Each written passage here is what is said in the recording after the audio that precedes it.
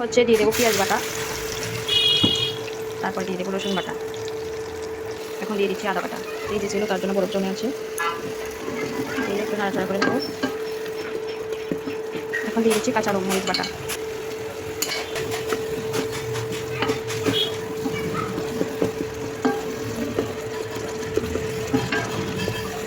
এবারে দিয়ে দিচ্ছি জিরা ধনিয়া বাটা, তারপরে দিয়ে দেবো পরিমাণ মতো লবণ।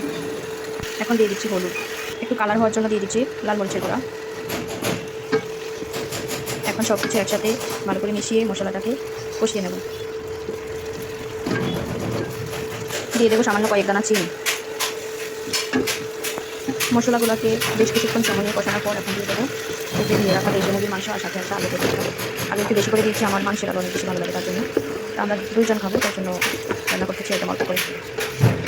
মশলার সাথে ভালো করে মাংসগুলোকে মিশিয়ে নেওয়ার পর এখন কিছুক্ষণের জন্য রেখে দেবো। মুরগি রান্না করেছি, তার মধ্যে অনেক বেশি তেল হয়ে গেছে, উঠিয়ে নিয়েছি। এগুলো কি ফেলে দেবো নাকি কিছু করা যাবে?